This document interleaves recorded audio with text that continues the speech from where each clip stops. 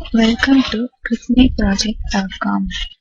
Project title: Enhancing Energy Efficiency of Wireless Sensor Network through the Design of Energy Efficient Routing Protocol. Now we are going to see the abstract of our project. Wireless sensor technology is playing a vital role in many of the commercialized industrial automation processes and various other real-life applications. It is particularly suitable for harsh environment applications where deploying of other network infrastructure is difficult or at most impossible, such as in battlefield, hazardous chemical plant, and in high thermal environment. It is not uncommon to see that most of the crucial surveillance and security applications also rely on sensor-based applications. A wireless sensor networks or spatially distributed autonomous sensors to monitor physical or environmental conditions such as temperature, sound, pressure, etc., and to cooperatively pass their data through the network to a main location. Wireless sensor network technically and economically feasible to be widely used in both military and civilian applications. Generally, energy efficiency in these networks is a main concern for the cross-layer design methodology. Hence, the proposed system uses a different network structure for clustering process. Clustering is done for the group of sensor nodes which are deployed in the network. This clustering is performed in layer architecture. That is, the network is created by randomly distributed the sensor nodes with a static sink, and these sensor nodes are divided into clusters with a cluster head in different layers. Finally, the simulation results shows that the proposed network topology is very efficient for transferring the data. Let's see the flow of our project. First, the network model is implemented, that is, the number of sensor nodes and the sink are created in the network. Then, the cluster division process is executed. This cluster division process is done by the layer architecture, that is, the network is separated into layers which are considered as the clusters. After that, the cluster head election is processed. For each cluster in the network, a cluster head is elected.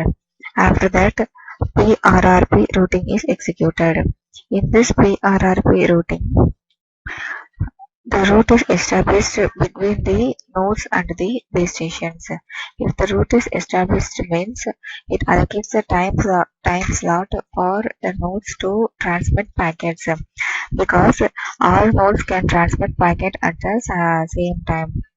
So if the route is not established means it waits in the queue until a channel is allocated for the packet transmission. After the time slot is allocated, packet transmission is processed. Finally, the performance is analyzed.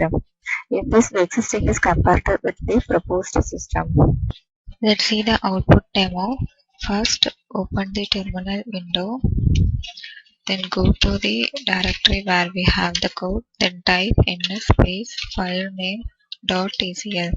Here our file name is main, and for running the program, this is the main command. Give enter. Now the nodes are created in the network and the position and energy are all updated. After it's completed, we can see the output in network animator window. These are all printed here according to the PRRP routing process. Now the simulation is end. Network animator window opens. To see the output, go to this window. These are all the nodes that created in the network within the transmission area. To run the simulation, click on the play button. Now this is the base station, that is sync. The simulation is running now. We can speed up the simulation process. Now the clusters are created in the network according to the layered architecture. Layer 1 is created, layer 2 is created, now layer 3 is created, and finally this is the layer 4. So each layers are considered as the clusters, and for these layers a cluster head is selected. So for each cluster a cluster head is selected and it starts communication. Now here a sensor node transfers data to the cluster head, nearby cluster head, and this cluster head finally transmits data to the base station.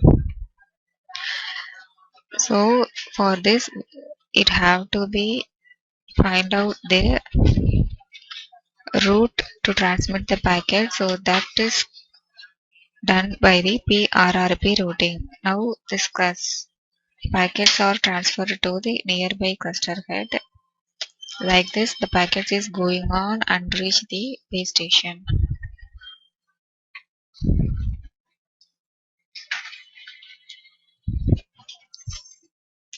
To see the result we can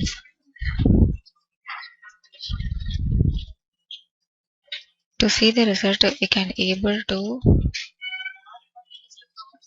see the in graph only. So give GNU plot graph name dot plot.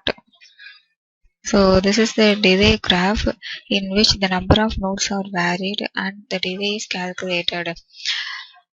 So this is compared for the reach and CRP and PRP. Our PRRP protocol have less delay compared to the other existing protocols.